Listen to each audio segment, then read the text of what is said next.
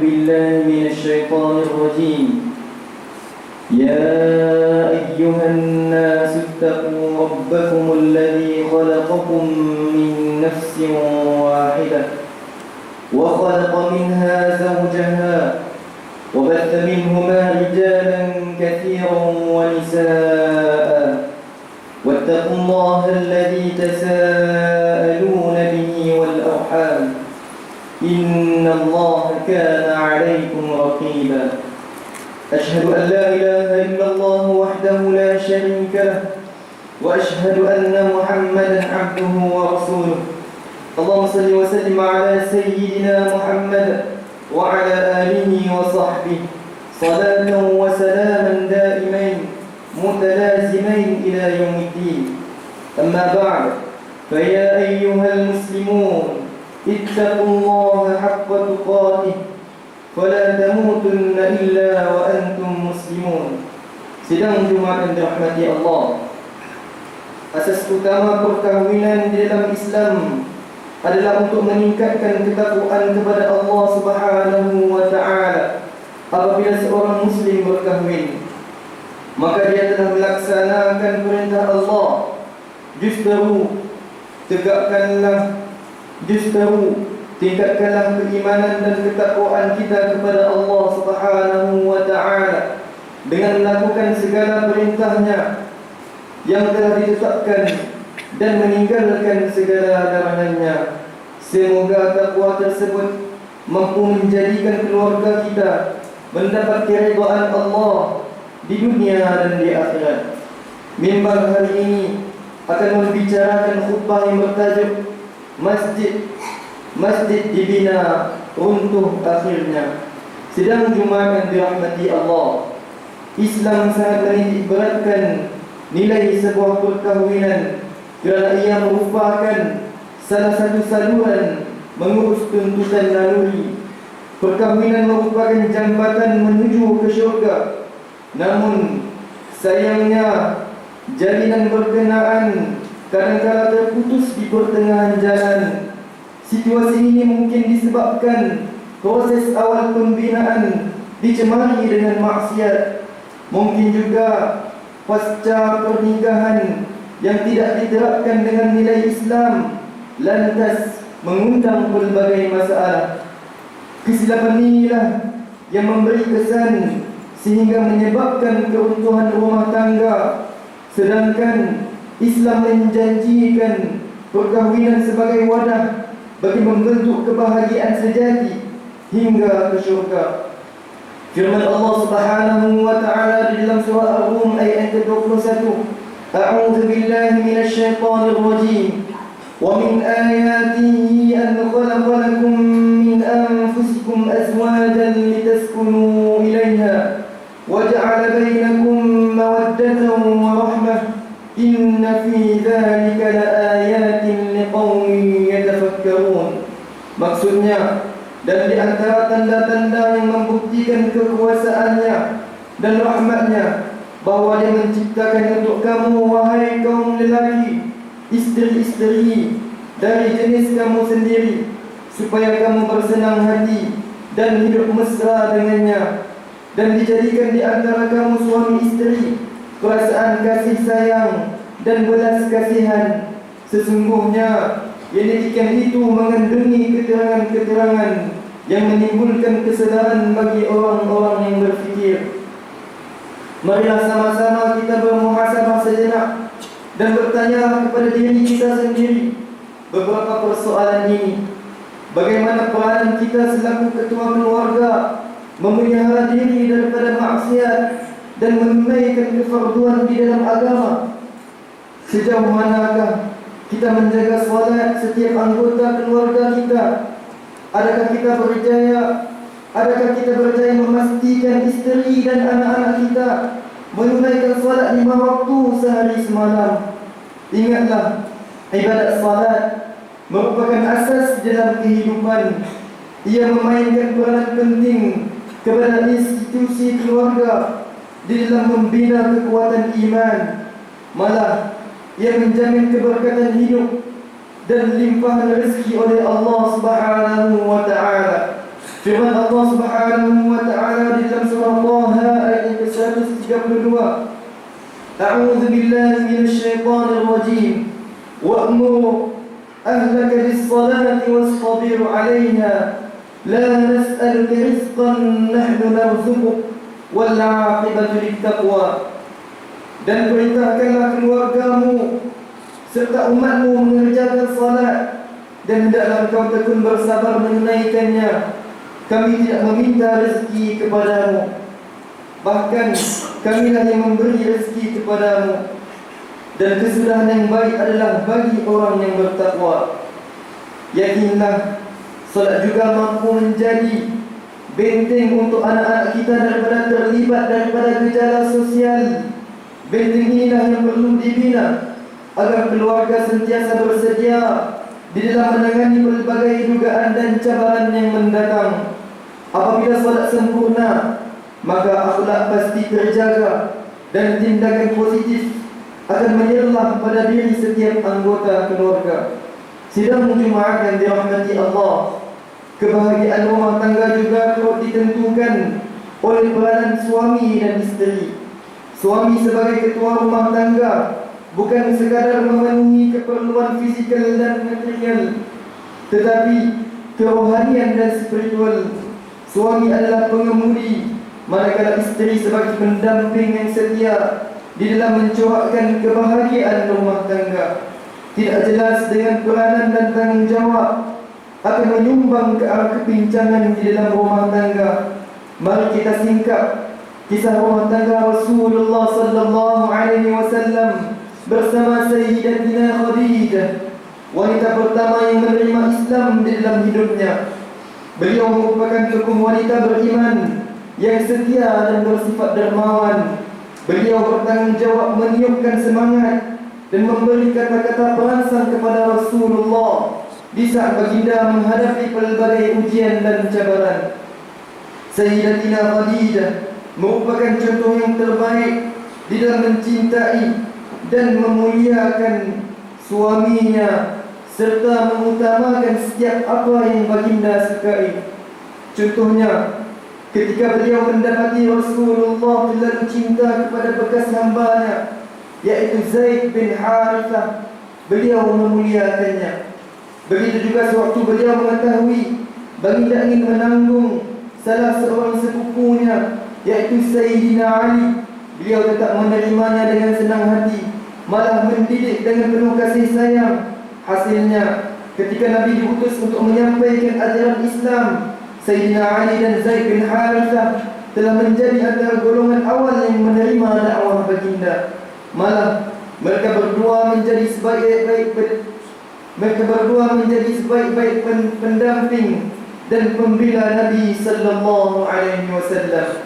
Inilah contoh tauladan terbaik bagi seorang isteri yang menjadi pelengkap bagi memastikan keutuhan rumah tangga akan kekal hingga ke syurga.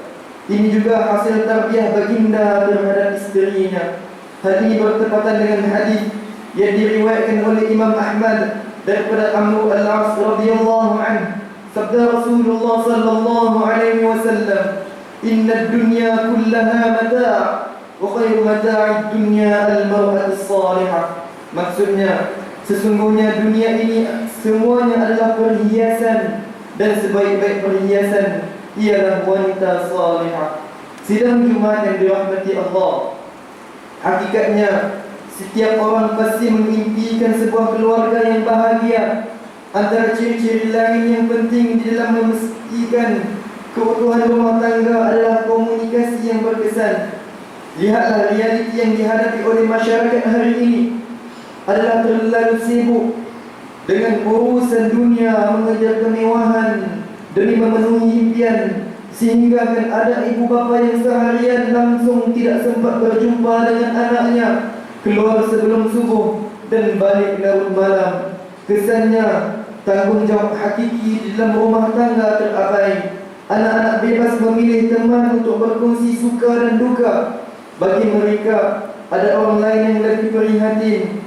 Ada juga yang memilih teknologi sebagai peneman yang akhirnya memerangkap diri sendiri.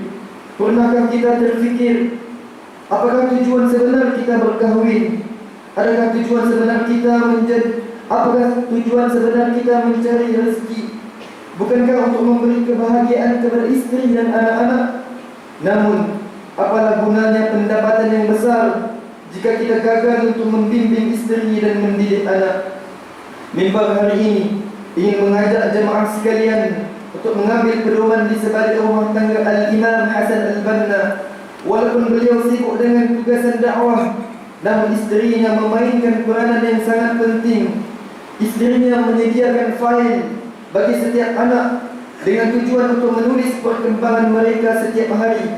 Melalui cara ini secara tidak langsung, beliau dapat mengikuti perkembangan anak-anak melalui penulisan isterinya di sebelah malam. Melalui kisah ini, kita boleh mengambil pedoman dengan memanfaatkan kecanggihan teknologi sedia ada sebagai wadah komunikasi antara ahli keluarga. Sedarlah, teknologi dicipta untuk menghubungkan manusia, bukan merenggangkannya. Jika sebelum ini kita menganggap teknologi merenggangkan hubungan kita dengan anak-anak, persepsi ini perlu diubah. Berkomunikasilah bagi memastikan anak-anak kita merasakan keberadaan dan kewujudan kita sebagai ibu bapa dan sahabat akrab, berkongsi suka dan duka. Mungkin juga tindakan ini akan membuka ruang untuk menyelamatkan masjid yang dibina. Ingatlah saudara-saudaraku sekalian, isteri dan anak-anak adalah amanah Allah kepada kita yang akan dipersoalkan di akhirat kelak. Berwaspadalah kita, kerana saat-saat ini musuh-musuh Islam sedang menyasarkan golongan muda untuk disesatkan akidahnya dan didoktrinkan mindanya supaya menjadi pengikut dan penyokong mereka. Bayangkanlah, isteri dan anak ibarat saham dan pelaburan yang boleh membawa keuntungan ataupun kehancuran kepada hidup kita. Malahan, perjalanan kita ke syurga juga mungkin akan terhalang jika bertanggungjawab kepada isteri dan anak kita abaikan. Maka didik dan pelihara mereka dengan penuh tanggungjawab. Siramilah jiwa mereka dengan iman yang sempurna dan hiasilah diri mereka dengan akhlak yang terpuji. Yakinlah, apabila mereka dididik supaya taat kepada Allah dan mematuhi segala suruhannya, insya-Allah mereka akan taat kepada kita sebagai suami dan ayah dan menjaga akhlak di mana saja mereka berada. Sidang iman yang dirahmati Allah, kesimpulan yang boleh diambil daripada khutbah pada hari ini ialah: pertama, Islam sangat memandang tinggi terhadap nilai sebuah perkahwinan. Gagal memelihara syariat dan menghindari maksiat akan mengundang kebincangan di dalam rumah tangga. Kedua, salat merupakan benteng utama di dalam menghadapi cabaran hidup berumah tangga.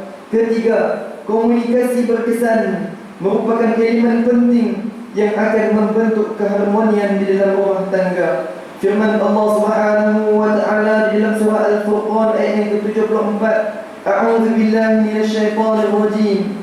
Walladzina yaquluna rabbana hab lana min azwajina wa dhurriyyatina qurrata a'yun waj'alna lil muttaqina imama.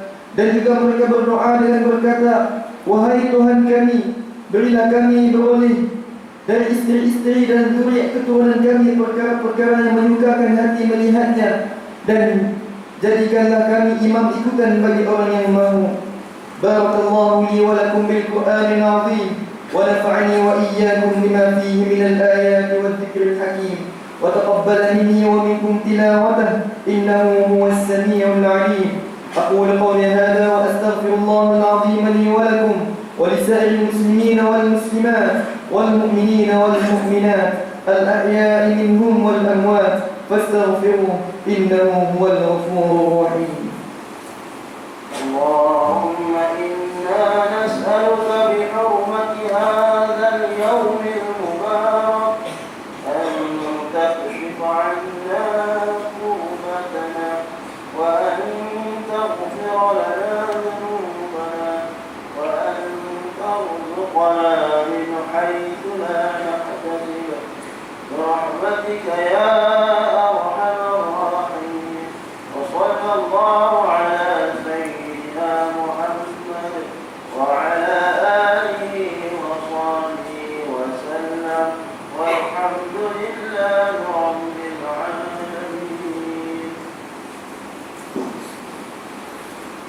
الحمد لله الذي جعلنا من المسلمين ورزقنا من الطيبات.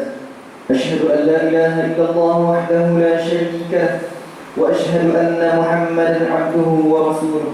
اللهم صل وسلم وبارك على سيدنا محمد وعلى آله وصحبه ومن تبعهم بإحسان إلى يوم الدين. أما بعد، فيا عباد الله، اتقوا الله فقد فاز المتقون. قال الله تعالى: إن الله وملائكته يصلون على النبي يا أيها الذين آمنوا صلوا عليه وسلموا تسليما. اللهم صل وسلم على سيد المرسلين، وارض اللهم عن أصحابه وقرابته وأزواجه وذرياته أجمعين. اللهم اغفر للمسلمين والمسلمات والمؤمنين والمؤمنات الأحياء منهم والأموات، إنك سميع قريب مجيب الدعوات ويا قاضي الحاجات. اللهم إنا نسألك بأسمائك الحسنى وصفاتك العظمى أن تحفظ بعين عنايتك الربانية وبحفظ وقايتك الصمدانية جلالة ملكنا المعظم سلطان شرف الدين إدريس شاه الحاج ابن المرحوم سلطان صلاح الدين عبد العزيز شاه الحاج. ربنا هب لنا من أزواجنا وذرياتنا قرة أعين واجعلنا للمتقين إماما. ربنا آتنا في الدنيا حسنة وفي الآخرة حسنة وقنا عذاب النار. عباد الله، إن الله يأمر بالعدل والإحسان وإيتاء ذي القربى وينهى عن الفحشاء والمنكر والبغي يعظكم لعلكم تذكرون. فاذكروا الله العظيم يذكركم واشكروه على نعمه يزدكم واسألوه من فضله يعطكم ولذكر الله أكبر والله يعلم ما تصنعون. أقيموا الصلاة.